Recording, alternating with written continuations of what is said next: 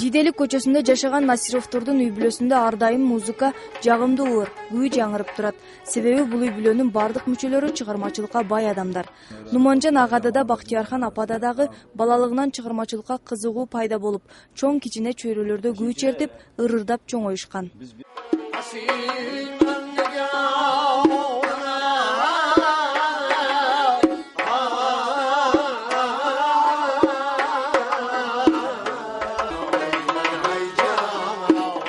Bobur teatriga shu san'at orqali kirib bordik. Shu yerda hozir faoliyat ko'rsatyapman. Mana 16 yildan beri shu yerda hunar ko'rsatyapman. San'atim bilan albatta xalqimizga xizmatidaman. El yurt ustida yuribmiz mana qo'shiqchilik san'at orqali. Endi men hozir o'zimdan kelib chiqqan holda o'zimni yoshligimni shu qizimga qiyosladim. Qizimni ko'rib turib o'zim yoshligimni men tasavvur qilaman. Sababi qizim ham hozir qo'shiqchilikka kirib qolgan.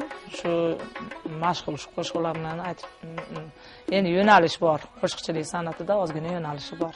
Шадия Бегим Насирова 11 жашта. Кичинелигинин ата-энесинин жолун жолдоп, келечекте белгилүү ырчы болушту арзуу кылат. Азыртан эле тажрыйбалуу артисттердин ырларын өз нугуна жеткирип бурдоо аракетинде.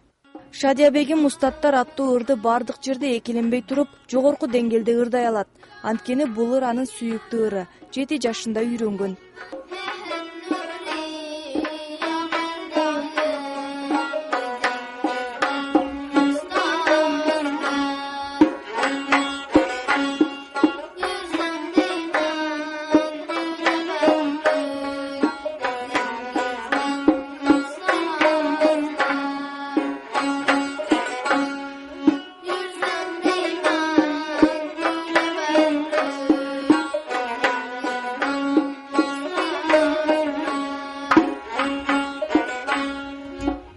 Men 4-5 yoshimdan qo'shiq kuylab, ashula ayta boshlaganman. Chunki bizning oilamiz san'atkorlar oilasidir.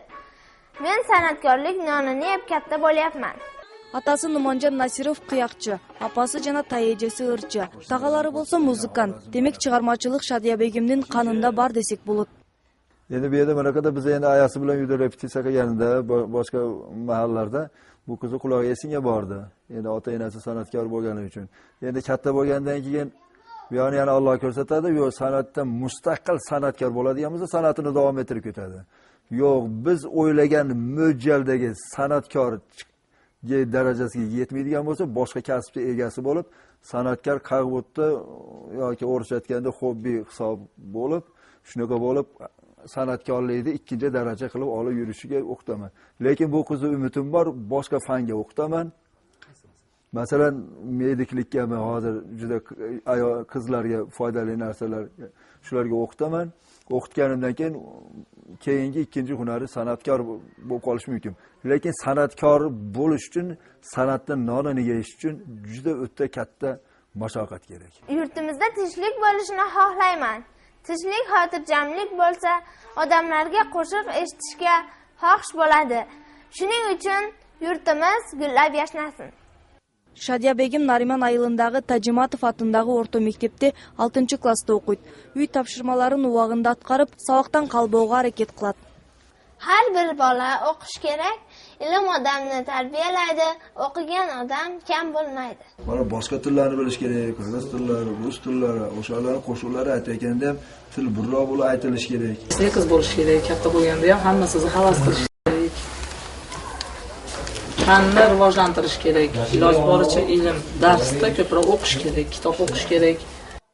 Адам баласы алдыга максат коюп жашайт эмеспи? Ар ким өзүнүн көз карашы жана мүмкүнчүлүгүнө карап арзуу ниет кылат. Биздин каарманыбыздын да келечекте чоң ырчы болушуна тилектешпиз. Адина Досумбетова, Шавкат Умаров, Надырбек Боронбаев, Ынтымак.